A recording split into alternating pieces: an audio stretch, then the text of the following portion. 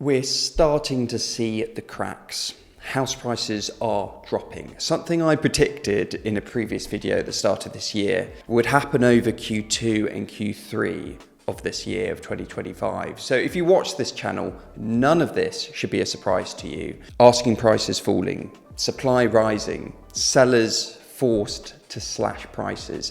And the big question is, could the UK housing market actually collapse? Because when property markets collapse, it's never just about house prices. It impacts jobs, it impacts families, it impacts pensions, and it impacts the entire economy. And if you're wondering why you should listen to me, I've spent the last 13 years running two national property businesses that I founded back in 2013. British Homebuyers, a UK-wide home buying company, British Homesellers, a nationwide estate agency.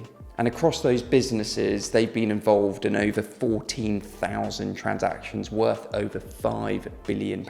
And today's video, I want to walk you through how property markets collapse, where we sit right now in the UK, and importantly, who wins, who loses, and how people have navigated these crashes in the past. Because once you understand how these cycles play out, you can make better decisions about your life. So let's get into it. So how do property collapses usually start? So let's be clear, most property crashes don't begin with houses. They start with liquidity squeezing, affordability dropping, buyer volumes dropping, or supply increasing by too much. So let's look at the state of liquidity right now in the market. Well, mortgage approvals for house purchases has decreased a third consecutive month. This is clearly affecting affordability, because why else would the Financial Conduct Authority,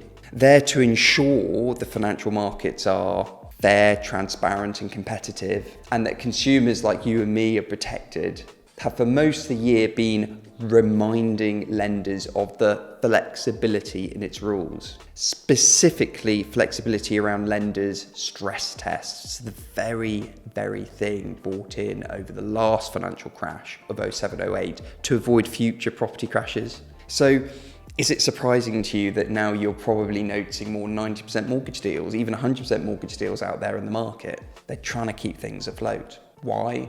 Because of buyers dropping away and the supply of property flooding the market right now.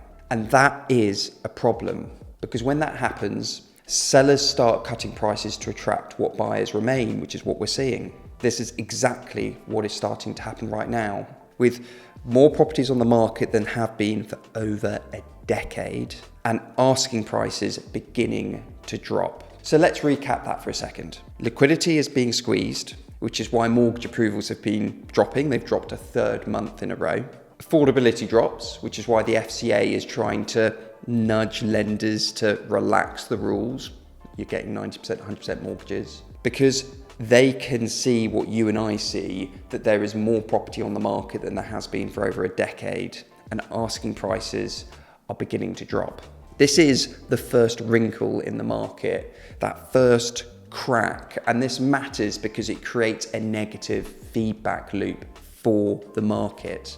Prices dropping leads to less confidence, which leads to fewer buyers as people think prices might keep dropping, and so they just wait, which leads to more price drops. We're seeing small echoes of this already in the market. In June, UK asking prices fell 0.3%, which is really unusual for this time of year. Buyer demand is still 3% higher, which looks great compared to last year, but new property listings are up 11%. So more supply plus fragile affordability equals growing price pressure, especially in higher priced areas. So for instance, the Southeast has seen a 0.6% drop over the last year, 1% in the last month. The Southwest is 0.7% drop over last year, 1.6% in the last month. And London has stayed flat with a 0.9% drop in the last month. And remember, these are asking prices, not sales prices. And in reality, most right now, the vast majority of properties are selling below asking price.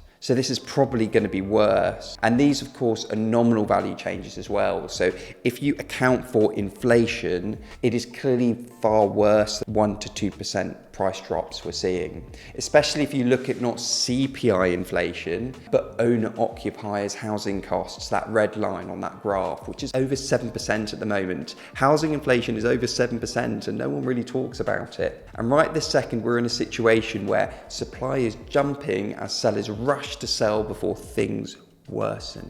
So why are UK house prices so vulnerable at the moment? What makes property crashes especially painful is this simple problem. Property prices have grown way ahead of wages for years, especially in England, London and surrounding areas mainly. Average UK house prices are up over 215% since the year 2000, but wages haven't kept up. So instead, mortgage terms have extended, interest rates have dropped, leverage has increased, the system stretched the elastic band, but eventually you hit the limits of how far you can stretch it. And now we're at that inflection point, especially now with higher interest rates, affordability being squeezed even further, and the buyer psychology changing. So let's talk about the self-feeding collapse cycle. Because once confidence cracks, the collapse feeds on itself. So first-time buyers wait for better deals, landlords exit, prices fall, banks tighten lending criteria. You then get more forced sales or repossessions hitting the market. Prices then fall again.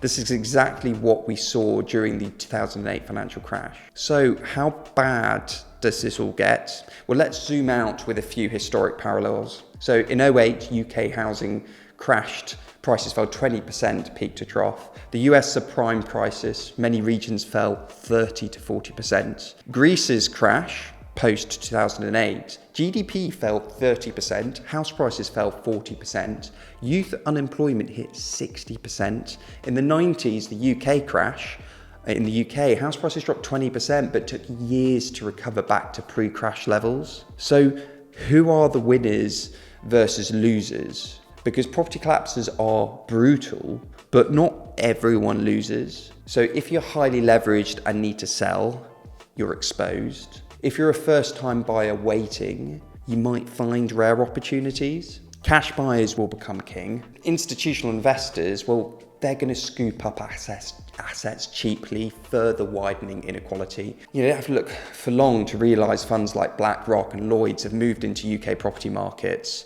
buying up billions. And why? Because they see what we see. So are we collapsing right now? I don't think we're in a full-blown property collapse. And I'm pretty sure government, as we saw over COVID, will step in to try and artificially nudge things in the right direction. You know, house prices drop a bit too much, no problem, let's decrease stamp duty a little bit. House prices increase too much, no problem, let's increase stamp duty a little bit. Which in reality, this all buys time whilst pushing the problem further down the road. I'm fairly sure their focus is for house prices to stay behind inflation for as long as possible. So you keep the headlines of house prices growing 1, 2, 3% a year, but in reality, when you adjust for inflation, they're flat, allowing the property market to slowly become more and more affordable as they keep focusing on this target of pumping more and more new homes into the market. Which, by the way, this isn't going to fix the market over the next 4 or 5 years. We have to sustain this sort of process for 20, 30 years to correct the mistakes of the past. You can see from this graph that since average house prices dropped 16% adjusted for inflation over 2022, 2023, house prices adjusted for inflation have stayed very flat since, which I think is the target. This data shows a more controlled squeeze, sellers adjusting prices to secure buyers, buyers negotiating hard because there's so much supply.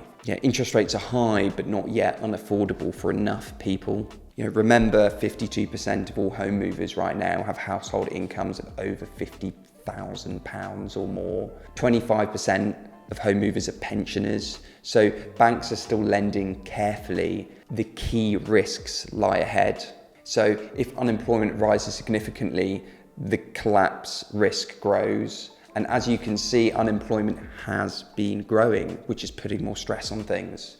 because most housing crashes are triggered not by house prices, but actually by job losses and forced selling. So how can you prepare? Well, if you're buying, don't overstretch yourself. Focus on long-term value, not short-term hype. If you're investing, cash flow matters more than ever, more than capital growth right now. If you're selling, price realistically, act decisively. And if you're waiting, build liquidity, because the best opportunities come after corrections. So my final thoughts on this are property cycles are brutal, but they're cycles. Every major crash creates long-term winners and losers. You know, the UK recovered from the 1990s crash. The world recovered from the 2008 crash. Even Germany and Japan rebuilt after total collapse post-World War II.